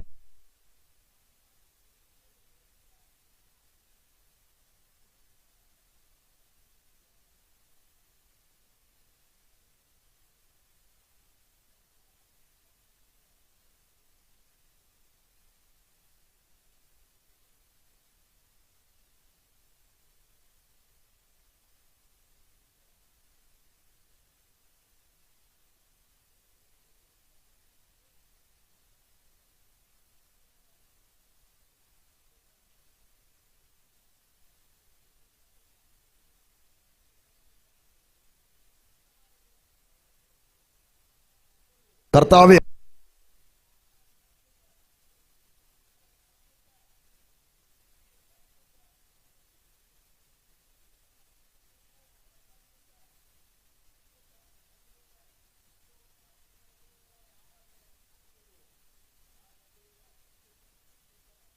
കണ്ണുകൾ അവർ തൊട്ടപ്പോൾ അവൻ അടഞ്ഞു പോയ കാതിൽ അവൻ വിരൽ കടത്തിയപ്പോൾ കാത് തുറന്നു വന്നു.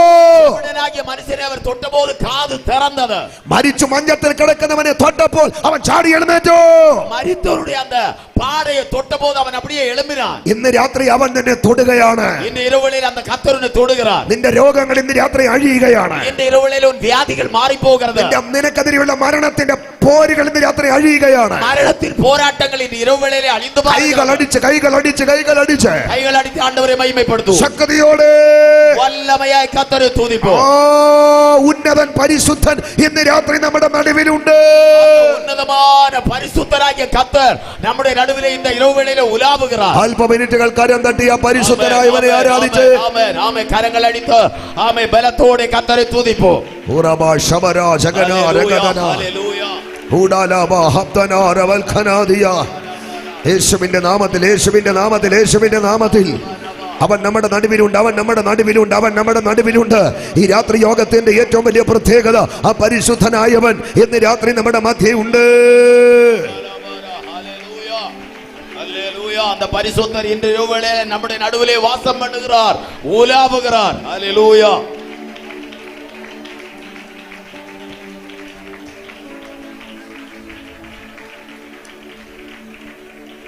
ഭീകരമായ കുറ്റം ചെയ്യുന്ന കുറ്റവാളിക്ക് കൊടുക്കുന്ന ശിക്ഷയാണ് ക്രൂശ് മരണം. ഭയങ്കരമായ കൊടിയ കുറ്റം ചെയ്ത മനുഷ്യർക്ക് കൊടുക്കുന്നതാണ് സിലുവൈ മരണം.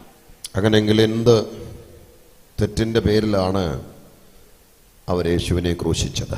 அப்படியானால் என்ன குற்றம் செய்ததற்காக ஆண்டவராகிய இயேசுவை சிலுவையில் அறைந்தார்கள்?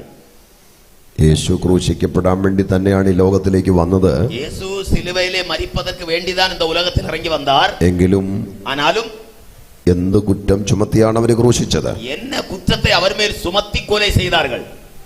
ഞാൻ ആ ഭാഗം ഒന്ന് അന്വേഷിച്ചപ്പോൾ நான் அந்த பகுதியை தியானித்து பார்த்தபோது രണ്ട് കുറ്റമാണ് യേശുവിനെ ക്രൂശിക്കാൻ അവർ കെട്ടിച്ചമച്ചത്.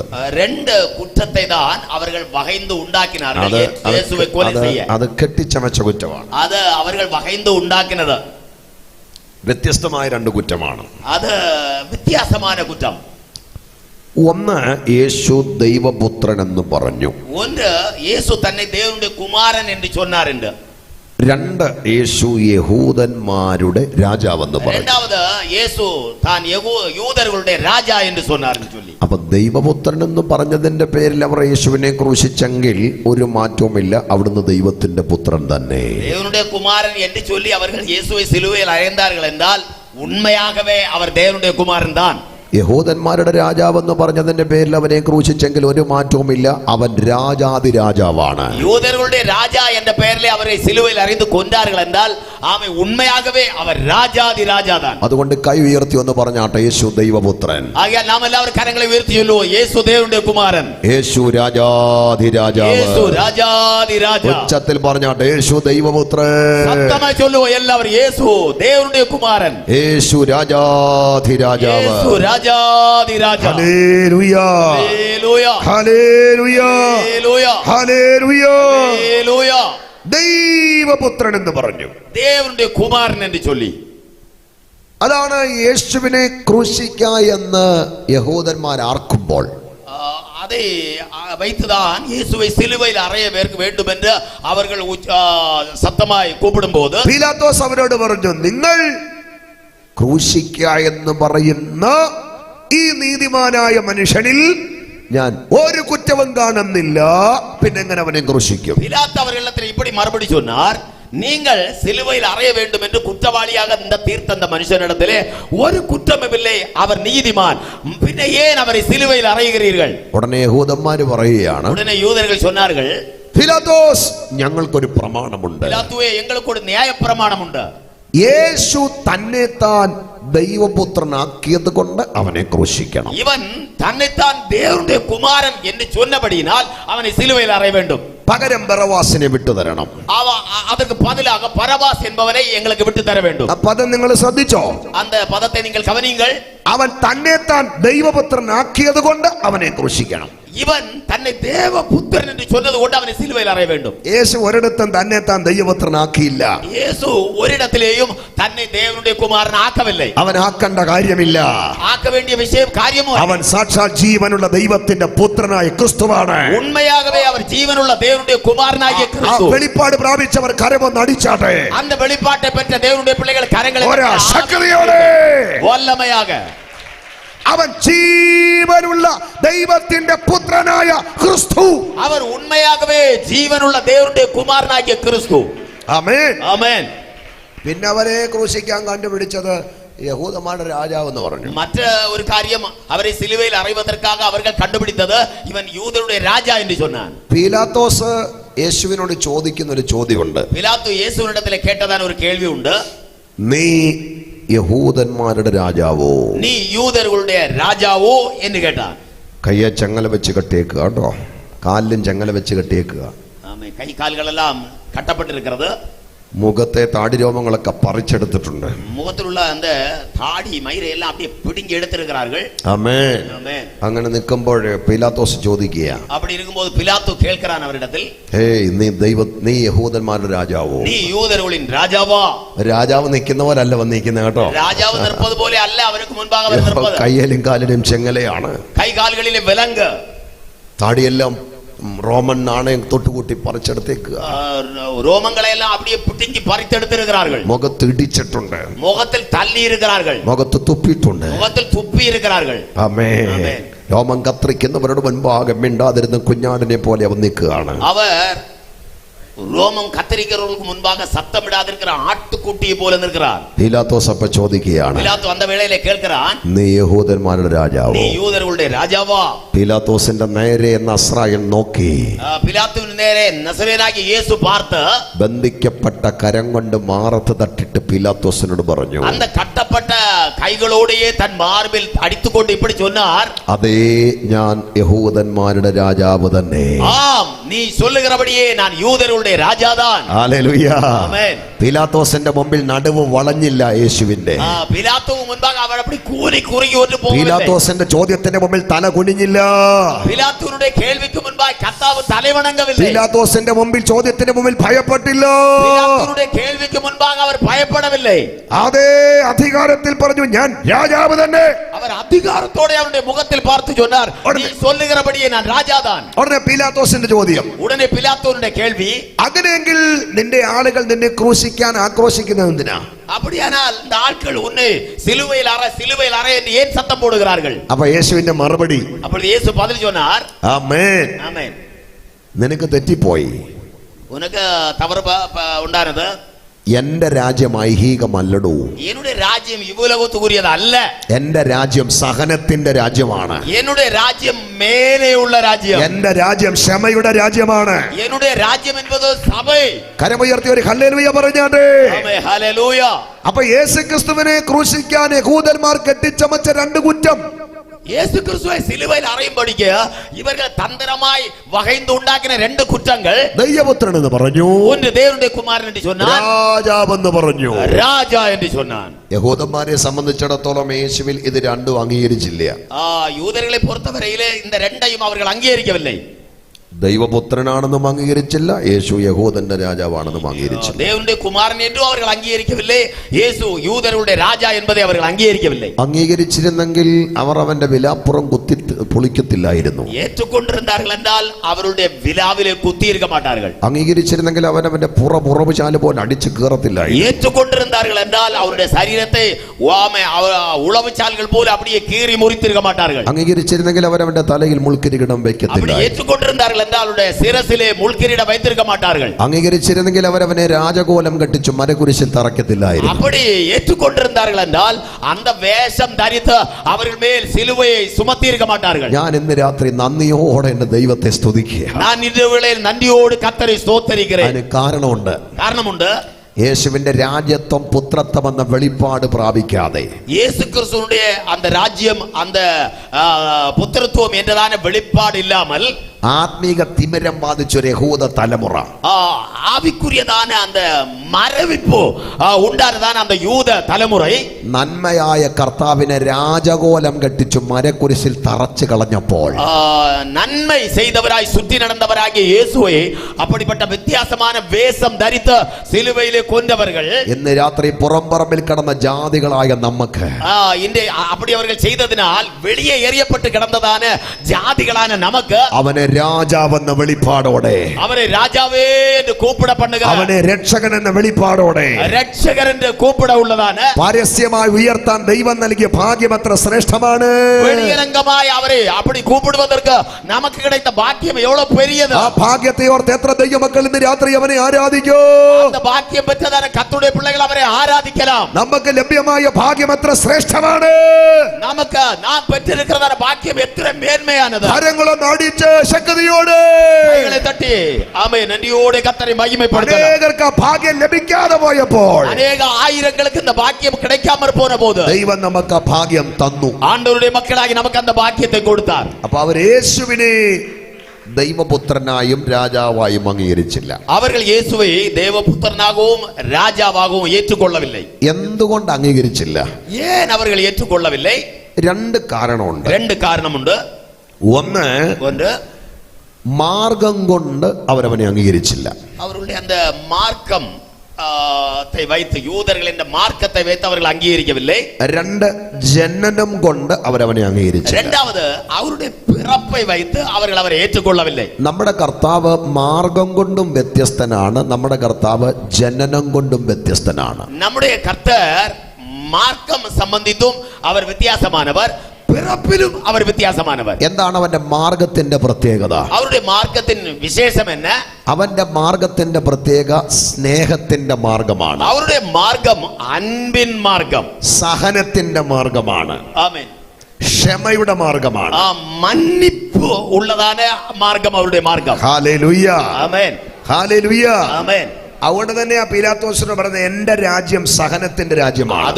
അതുകൊണ്ടുதான் പിലാത്തോനിടത്തിൽ ചൊന്നാർ എന്നുடைய രാജ്യം യുവലോകത്തുകൂറിയത് അല്ല. ആമേൻ, ആമേൻ. ഞാനൊരു രാഷ്ട്രീയ രാജാവല്ല, ഞാൻ ഒരു இந்த ഉലകത്തിലുള്ളതാണ് ആമേ സോദര ഒരു அரசாங்கത്തെ പോലുള്ള ഒരു രാജ്യമല്ല എന്നുടേത്. ഞാനൊരു രാഷ്ട്രീയ രാജ്യമല്ല സ്ഥാപിക്കാൻ പോകുന്നത്. ഒരു அரசியல்வாதிയുടെ ആമേ രാജ്യം പോലെ അല്ല ഞാൻ എന്നുடைய രാജ്യത്തെ സ്ഥാപിക്കാൻ പോകുന്നത്. ഞാൻ ആത്മീക മശിഹയാണ്, ഞാൻ ഒരു ആവിക്കുரிய രാജ. ഞാൻ സ്ഥാപിക്കുന്ന രാജ്യം ക്ഷമയുടെ രാജ്യമാണ്. ഞാൻ സ്ഥാപിക്കുന്നതാണ് அந்த രാജ്യം இந்த ഉലകത്തുകൂറിയത് അല്ല, മേന്മയ്ക്കുரியത്. അവന്റെ രാജ്യം ക്ഷമയുടെ രാജ്യം. ആമേ സ്തോത്രം. മന്നിக்கிறവരായി, ആമേ സ്തോത്രം, താഴ്മയുള്ള രാജ്യം താൻ കർത്തരുടെ രാജ്യം. ആമേൻ, ആമേൻ. സഹനം, ക്ഷമ, ക്ഷമ, മന്നിപ്പ്, അതാണ് അവന്റെ മാർഗം, ക്ഷമയുടെ മാർഗം. അതുതാണ് അവരുടെ മാർഗം. അവരുടെ മാർഗം അൻപു മന്നിപ്പു என்பதுதான். ഇത്ര ശ്രേഷ്ഠമായൊരു മാർഗം യേശുവിന്റെ മാർഗമല്ലാതെ വേറെ ഏതുണ്ട്? ഇவ்வளவு വിശേഷமான മാർഗത്തെ പോലെ മറ്റൊരു മാർഗമില്ല. അടിച്ചാ തിരിച്ചടിക്കുന്ന മാർഗമല്ല അവന്റെ മാർഗം. ഒരാൾ അടിത്താൽ മറുപടി തിരുപ്പി അടിപ്പതല്ല കർത്തരുടെ മാർഗം. ശപിച്ചാൽ തിരിച്ച് ശപിക്കുന്ന മാർഗമല്ല അവന്റെ മാർഗം. ശപിത്താൽ മറുപടി ശപിപ്പതല്ല കർത്തരുടെ മാർഗം. ഒരു കരണത്തടിച്ചാൽ മറുകരണം കാട്ടിക്കൊടുക്കുന്ന മാർഗമാണ് അവന്റെ മാർഗം. ഒരു കന്നത്തിൽ അടിത്താൽ മറ്റേ കന്നത്തെ കാട്ടിക്കൊടു എന്ന് ചൊല്ലുന്നതാണ് കർത്തരുടെ മാർഗം. ശപിക്കുന്നവനെ അനുഗ്രഹിക്കുന്ന മാർഗമാണ് അവന്റെ മാർഗം. ശപിക്കുന്നവനെ ആശീർവദിപ്പതാണ് കർത്തരുടെ മാർഗം. ഇല്ലാത്തവന് കൊടുക്കുന്ന മാർഗമാണ് അവന്റെ മാർഗം. ഇല്ലാത്തവർക്ക് കൊടുക്കുന്ന മാർഗം தான் യേശു ക്രിസ്തുവിന്റെ മാർഗം. ക്ഷമിക്കാൻ പഠിപ്പിച്ചവനാണവൻ, മന്നിപ്പതற்கு പഠിപ്പിച്ചവർ യേശു. സഹിക്കാൻ പഠിപ്പിച്ചവനാണവൻ, സഹിപ്പതற்கு പഠിപ്പിച്ചവർ യേശു. സ്നേഹിക്കാൻ പഠിപ്പിച്ചവനാണവൻ, അൻപു കൂറുവതற்கு പഠിപ്പിച്ചവർ യേശു. സാധാരണക്കാരെ ചേർത്ത് പിടിക്കാൻ പഠിപ്പിച്ച മാർഗമാണ് അവന്റെ മാർഗം. ഏഴ്മയാനവർകളെ ചേർത്തണയ്ക്കുമ്പോഴേക്ക് പഠിപ്പിച്ച മാർഗം താൻ യേശു ക്രിസ്തുവിന്റെ മാർഗം. അവന്റെ മാർഗം ക്ഷമയുടെ മാർഗമാണ്. അവരുടെ മാർഗം മന്നിപ്പിൻ മാർഗം. കരമുയർത്തി ഒരു ഹല്ലേലൂയ പറയാം. ഹല്ലേലൂയ. അപ്പൊ മാർഗം കൊണ്ട് അവരവനെ അംഗീകരിച്ചില്ല. அந்த அப்படிப்பட்ட மார்க்கத்தினால் இயேசுவை அவர்கள் அங்கீகரிக்கவில்லை. ഇനി ജനനം കൊണ്ട് അവരവനെ അംഗീകരിച്ചില്ല. ഇനി പിറപ്പை வைத்து அவர்கள் இயேசுவை அங்கீகரிக்கவில்லை. എന്താണ് യേശുവിന്റെ ജനനത്തിന്റെ പ്രത്യേകത? இயேசுவுடைய பிறப்பின் விசேஷம் என்ன? യേശു രാജാവല്ലേ? இயேசு രാജാവല്ലവാ? യഹൂദന്മാരുടെ രാജാവായിട്ടല്ലേ പിറന്നത്? യൂദരുടെ രാജാവായി അല്ലവാ പിറந்தார்? ബൈബിൾ പറയുന്നത് അവൻ സ്വന്തക്കാരിലേക്ക് വന്നു, സ്വന്തമായവരവനെ കൈക്കൊണ്ടില്ല. ബൈബിൾ சொல்லுகிறது அவர் தம்முடைய சொந்தமானதிലേക്ക് வந்தார், சொந்தமானவர்களோ அவரை ஏற்றுக்கொள்ளவில்லை. എന്താ സ്വന്തമായവരവനെ കൈക്കൊള്ളാഞ്ഞത്? சொந்தமானவர்களை அவர்கள் கைக்கொள்ளாதது ஏன்? ജനനം കൊണ്ട് അവരവനെ കൈക്കൊണ്ടില്ല. ஜனனம் கொண்டு பிறப்பு நிமித்தம் அவர்கள் கைக்கொள்ளவில்லை. കാരണം രാജകുമാരന്മാര് പിറക്കേണ്ടതെല്ലാം രാജകൊട്ടാരങ്ങളിലാണ്. രാജപുത്രர்கள் பிறப்பது அரண்மனைகளிலே. യേശു ജനിച്ചത് രാജകൊട്ടാരത്തിലല്ല. യേശു പിറന്നത് അരൺമനയിലെ അല്ല. ഏതോ വഴിയോരത്താണ് അവന് ജന്മം കൊടുത്തത് മറിയ. ഏതോ വഴിയോരത്തിലെ ഒരിടത്തിലെ ഒരു മരിയാൾ അവരെ പെറ്റെടുത്താൾ. അല്ലെങ്കിൽ ഏതോ മരത്തിന്റെ ചുവട്ടിലോ പാറയുടെ പിളർപ്പിലോ ആണ് ജന്മം കൊടുത്തത്. അല്ലാവട്ടാൽ ഏതാവത് മരത്തിൻ കീഴെയോ ഏതാവത് വഴിയോരത്തിലെ പാറ പക്കത്തിലോ ആയിരുന്നിരിക്കും. ജന്മം കൊണ്ട് അവരവനെ അംഗീകരിച്ചില്ല. പിറപ്പിൽ അവരെ ഏറ്റുകൊള്ളവില്ലേ. അപ്പൊ മാർഗം കൊണ്ടും ജനനം കൊണ്ടും യേശുവിനെ അംഗീകരിക്കാതെ പോയവര്, മാർഗം മൂലമും പിറപ്പ് മൂലമും യേശുവെ ഏറ്റുകൊള്ളാதவர்களை അവനെ കൊന്നല്ല, അവരെ കൊന്നാர்கள் എന്നല്ല, അവനെ ക്രൂശിച്ചെന്നല്ല, അവരെ സിലുവയിൽ അറந்தார்கள் എന്നല്ല, അവനെ രാജകോലം കെട്ടിച്ചു ക്രൂശിച്ചു. അവരെ அப்படி ஒரு வேஷம் வித்தியாசமான ராஜா என்று சொல்லுகிற ஒரு பரிகாச வேஷம் அவர்கள் உண்டு பண்ணினார்கள். രാജവേഷമല്ല, രാജകോലം. രാജകോലം. ആമേൻ സ്തോത്രം. കോലം വേഷം രണ്ടാണ്. കോലം വേഷം രണ്ട്. എന്താ രാജാവിന്റെ വേഷം? രാജാവിൻ വേഷം എന്നാൽ என்ன? തലയിൽ കിരീടം, തലയിൽ കിരീടം, കയ്യിൽ അധികാരത്തിന്റെ പൊൻകോൽ, കയ്യിൽ അധികാരത്തിന്റെ ചെങ്കോൽ, കാലിൽ രാജചെരുപ്പ്, കാലിൽ രാജ അണിഗ്രതാന പാദരക്ഷ, ശരീരത്തിൽ രാജവസ്ത്രം, രാജവസ്ത്രം, ഇരിപ്പിടം സിംഹാസനം, ഇരിക്കുന്നത് സിംഹാസനത്തിൽ, ഇടത്തും വലത്തും കരുത്തരായ പട്ടാളക്കാർ, ഇടതു പക്കമും വലതു പക്കമും നല്ല വല്ലമയുള്ള പോർ വീരர்கள். ഇതാണ് രാജാവിന്റെ വേഷം. ഇതാണ് രാജാവിനുடைய വേഷം. എന്നാൽ യേശു എന്ന രാജാവിനെ കെട്ടിച്ച രാജകോലം കണ്ടോ? ஆனால் இயேசுவை அவர்கள் தரிப்பித்ததான் அந்த கோலம் பார்த்தீர்களா? അവന്റെ തലയിൽ മുൾക്കിരീടം, அவருடைய தலையிலே முள்கிரீடம், കയ്യിൽ കാരിരുമ്പാണി, கையில் காரிரும்பாணி, കാലിലും കാരിരുമ്പാണി, காலிலும் ஆணி, ശരീരത്തിൽ ധൂമ്ര വസ്ത്രം, சரீரத்தில் அப்படியே மெல்லிய வஸ்திரம், ഇരിപ്പിടം പച്ചമര കുരിശ്, சுமத்தினது பச்சை மர சிலுவை, ഇടത്തും വലത്തും പെരുങ്കള്ളന്മാര്, ரெண்டு பக்கத்திலும் பெரிய கள்ளர்கள். പോരാഞ്ഞ് ക്രൂശിന്റെ തലയ്ക്കൽ 3 ഭാഷയിൽ ഒരു എഴുത്ത്. அது போதாது என்று சொல்லி அவருடைய சிலுவையின் மேல் பக்கத்திலே ஒரு மேல் விலாசம். നസ്രയനായ യേശു യഹൂദന്മാരുടെ രാജാവ്, நசரேயனாகிய இயேசு யூதர்களின் ராஜா, പരിഹസിച്ചുകൊണ്ട് എഴുതിയ മേലെഴുത്ത്, அது பரிகாசம் பண்ணி எழுதினதான மேல் விலாசம். ആമേൻ. അതിന്റെ ചുവട്ടിൽ രാജകോലം കെട്ടി, அதிலே அந்த இடத்திலே ராஜ கோலம் அவர்கள் സ്വന്തം തോളിൽ തലചായിച്ച് പ്രാണനെ വിട്ട് മരിച്ചു കിടക്കുന്ന യേശു, தன் தலையை சாய்த்து அந்த மரக்குரிசிலே மரித்து கிடக்கிறார் இயேசு. നഗരത്തിലൂടെ പോകുന്ന ആളുകളെല്ലാം ഈ കാഴ്ച കണ്ടു. அந்த வழியே போகிறவர்கள் எல்லாரும் அதை பார்த்தார்கள். അവരെല്ലാം തലകുലുക്കി നിലത്ത് തുപ്പി ചിരിച്ചു. அவர்கள் எல்லாம் தலை குலுக்கி அப்படியே உமிழ்ந்து துப்பி சிரித்தார்கள். ഒരു രാജാവിന്റെ കിടപ്പ് കണ്ടോ? ஒரு ராஜா தூங்குகிறதை பார்த்தீர்களா? ഇന്ന് രാത്രി എന്നെ കേൾക്കുന്ന പ്രിയപ്പെട്ടവരെ, என்னை கேட்கிற தேவ பிள்ளைகளே, 2000 വർഷങ്ങൾക്ക് അപ്പുറം, 2000 வருஷங்களுக்கு முன்பு അന്നത്തെ മത രാഷ്ട്രീയ സാംസ്കാരിക ശക്തി യഹൂദന്മാരും, அன்றைக்கு மிசோத்ரோ அரசியல் அதிகாரங்கள் உண்டாயிருந்ததான அந்த யூதர்கள், അവർ കെട്ടിച്ച യേശുവിന്റെ രാജകോലം രാജവേഷമാകും. அவர்கள் அப்படி உண்டு பண்ணினதான அந்த ராஜ கோலம், அந்த வேஷம், അവർ പരിഹസിച്ചുകൊണ്ട് ക്രൂശിൽ തറച്ച ആ എഴുത്ത് അധികാരത്തിന്റെ മേലെഴുത്താകും. அவர்கள் பரியாசம் பண்ணி எழுதினதான அந்த எழுத்து மேல் விலாசம் அதிகாரத்தின் எழுத்தா இருந்தது. എന്നാണ് ആ രാജകോലം രാജവേഷമാകുന്നത്? அந்த രാജകോലം രാജവേഷമാனது என்ன? എന്നാണ് ആ പരിഹസിച്ചുകൊണ്ട് എഴുതിയ എഴുത്ത് അധികാരത്തിന്റെ എഴുത്താകുന്നത്? அவர்கள் பரியாசம் பண்ணி எழுதின எழுத்து அதிகாரமுள்ளதாய் மாறுதபடி എത്രയും വേഗം അത് സംഭവിക്കും. எത്രയും வேகம் அப்படி நடக்கும். അത് വിശ്വസിക്കുന്ന എത്ര ദൈവമക്കൾ ഇന്ന് രാത്രി? அதை நம்புகிறவர்கள் எத்தனை பேர் இருக்கிறீர்கள்? എന്നാണത് സംഭവിക്കുന്നത്? என்ன സംഭവിക്കുന്നത്? നമ്മുടെ കർത്താവ് താൻ ഗംഭീരനാദത്തോടെ, നമ്മുടെ ആണ്ടവർ ഗംഭീരനാദത്തോടെ, പ്രധാന ദൂതന്റെ ശബ്ദത്തോടെ, പ്രധാന ദൂതനുടെ ശബ്ദത്തോടെ, ദൈവത്തിന്റെ കാഹളത്തോടെ, ദേവന്റെ എക്കാലത്തോടും സ്വർഗ്ഗത്തിൽ നിന്ന് അവൻ ഇറങ്ങി വരും. വാനത്തിൽ നിന്ന് ഇറങ്ങി വരുവാൻ. അന്ന് മുൾമുടി ചൂടിയ തലയിൽ അവൻ രാജമുടികൾ ചൂടും. അന്ന് മുൾക്കിരീടം ചൂട്ടപ്പെട്ട തലയിലെ രാജകിരീടം ചൂടി വരുവാൻ. കാരിരുമ്പാണി കടിച്ച കരത്തിൽ എന്നവൻ നീതിയുടെ പൊൻകോൽ പിടിക്കോ. அந்த இரும்பாணிகள் தரைக்கப்பட்ட கரத்திலே அவர் தேவனுடைய செங்கோலை பிடித்திருப்பார். കാരിരുമ്പാണി കടിച്ച കാലെന്ന അഗ്നിത്തൂണിന്റെ കാലാണ്. அந்த அவர்கள் இரும்பு ஆணியினால் அடிக்கப்பட்ட அந்த கால்கள் அக்னி ஸ்தம்பம் போல இருக்கும். ധൂമ്രവസ്ത്രം ചുറ്റിയ ശരീരത്തിൽ തേജസ് അവൻ വാരി പുതയ്ക്കും. மெல்லிய வஸ்திரம் தரிக்கப்பட்டு பரியாசம் பண்ணின அந்த சரீரத்தில் மகிமையின் வஸ்திரம் தரித்தவராய் வருவார். ഇരിപ്പിടം പച്ചമുരക്കൊരിശല്ല, അവന്റെ സിംഹാസനത്തിൽ അവൻ ഇരിക്കും. ஆண்டவர் இருப்பது சிலுவை மரத்தில் அல்ல, സിംഹാസനത്തിൽ இருப்பார். ഇടത്തും വലത്തും കള്ളന്മാരല്ല, ശക്തന്മാരായ ദൂതന്മാരുടെ അകമ്പടിയോടെ, ഇരുപുറമും കള്ളர்கள் அல்ல, വല്ലമയുള്ള ദൂതர்கள் പൂടൈ സൂഴ വരുവാർ. ഈ ലോകത്തെ നീതിയോടെ ഭരിക്കുന്ന ഒരു രാജാവായി യേശു ഭരണത്തിന് വരാൻ പോകുകയാണ്. இந்த உலகத்தை நீதியோடு அரசாளுகிற ராஜாதி ராஜாவாய் அதிகாரத்தில் வந்தா வருவார். അന്നവൻ തന്റെ ഇളകാത്ത രാജ്യം ഇവിടെ സ്ഥാപിക്കും. அன்று അസൈവില്ലാത്ത രാജ്യത്തെ அவர் സ്ഥാപിപ്പാர். ആ രാജ്യത്തിൽ അക്രമമില്ല, அந்த ராஜ்யத்தில் அக்கிரமம் இல்லை, ആ രാജ്യത്തിൽ അനീതിയില്ല, அந்த ராஜ்யத்தில் அடிபிடி ஒன்றும் ആ இல்லை, രാജ്യത്തിൽ കലാപമില്ല, அந்த ராஜ்யத்திலே கலகம் இல்லை, ആ രാജ്യത്തിൽ അശുദ്ധിയില്ല, அந்த ராஜ்யத்திலே அசுத்தம் இல்லை, ആ രാജ്യത്തിൽ സമാധാനമുണ്ട്, அந்த ராஜ்யம் சமாதானம், സന്തോഷമുണ്ട്, சந்தோஷம், ജീവവൃക്ഷമുണ്ട്, அந்த ராஜ்யம் ஜீவவிருட்சம், ജീവജലത്തിന്റെ നദിയുണ്ട്, ജീവജലത്തിൻ നദിയുണ്ട്, കെറൂബിന്മാരും ദൂതന്മാരും സറാഫിന്മാരും ഉണ്ട്, കേരാബുകളും ദൂതர்களுം സാറാഫുകളും എല്ലാം ഉണ്ട്, പഴയ പുതിയ നിയമ വിശുദ്ധന്മാരുണ്ട്, അങ്ങേ പുതിയ ഏർപ്പാട്ടിൻ കാല പരിശുദ്ധവാന്കളുണ്ട്. യേശു രാജാവായി സ്ഥാപിക്കാൻ പോകുന്ന ഇളകാത്ത രാജ്യത്തിൽ, യേശു അസൈവില്ലാமல் സ്ഥാപിக்க போகிற அந்த ராஜ்யத்தில் പ്രവേശനം ഉറപ്പാക്കിയവർ കരമൊന്ന് ഉയർത്തിപ്പിടിച്ചാട്ടെ. அதற்குள் நான் உൾപ്പെടുவேன் என்று நம்பிக்கையுள்ளவர்கள் கரங்களை உயர்த்தலாம். ഉച്ചത്തിലൊരു ഹല്ലേലൂയ പറഞ്ഞാട്ടെ. சத்தமாய் ஒரு அல்லேலூயா சொல்லுவோம். ഹല്ലേലൂയ. ഹല്ലേലൂയ. യേശു രാജാവായി സ്ഥാപിക്കാൻ പോകുന്ന ഇളകാത്ത രാജ്യത്തിൽ, യേശു രാജാതി രാജാവായി വന്നമര പോകുന്ന അസൈവില്ലാത്ത രാജ്യത്തിൽ പ്രവേശനം ലഭിച്ചിട്ടില്ലാത്ത ആരെങ്കിലും ഇവിടെയുണ്ടോ? அதற்கு உள்பிரவேசிக்கிற அந்த பாக்கியம் பெற்றவர்கள் இருக்கிறீர்களா? ഈ ശബ്ദപരിധിയിലോ ലൈവിലോ ഉണ്ടോ? இந்த சத்தத்தை கேட்கிற எல்லைக்குள்ளே உண்டா? ഇന്ന് രാത്രി നീ മരിച്ചാൽ, இன்று இரவு வேளையில் நீ மரித்தால் നിന്റെ ആത്മാവ് എവിടെയാണ് എത്തുന്നത്? உன்னுடைய ஆத்துமா எங்கே இளைப்பாறும்? ഇളകാത്ത രാജ്യത്തിലല്ല, அசைவில்லாத അസമില്ലാത്ത രാജ്യത്തിലല്ല, യേശു സ്ഥാപിക്കുന്ന രാജ്യത്തിലല്ല, യേശു ആയത്തപ്പെടുത്തുന്ന രാജ്യത്തിലല്ല, കെടാത്ത തീയും ചാകാത്ത പുഴുവും വമിക്കുന്ന കത്തുന്ന നരകമെന്ന രാജ്യത്തിലാണ്. അവിയാതെ അക്കിരിയും ചാകാത്ത പുഴുവുമുള്ള അழிയാத അക്കിരിയുള്ള നരകത്തില്. എന്ന് രാത്രി ആ നരകത്തിൽ എനിക്ക് പോകണ്ട. அந்த നരകത്തിൽ ഞാൻ പോകக்கூடாது. യേശു രാജാവായി സ്ഥാപിക്കാൻ പോകുന്ന ഇളകാത്ത രാജ്യത്തിന്റെ അംശയായി എനിക്ക് മാറണം. യേശു രാജാവായി സ്ഥാപിക്കാൻ പോകുന്ന അസമില്ലാത്ത രാജ്യത്തിൽ ഒരു അംഗമായി ഞാനും തീര வேண்டும். അങ്ങനെ ആഗ്രഹമുള്ള ആരെങ്കിലും ഇതിനകത്തുണ്ടോ? அப்படிയുള്ള ആമേ വിരുപ്പമുള്ള എത്ര പേര് ഇങ്ങ இருக்கிறீர்கள்? പുറത്തോ ലൈവിലോ ഞങ്ങളെ കേൾക്കുന്നുണ്ടോ? வெளியே இந்த சத்தத்துக்குள்ளே கேட்கிறவர்கள் இருக்கிறீர்களா? ഇതാണ് രക്ഷാദിവസം.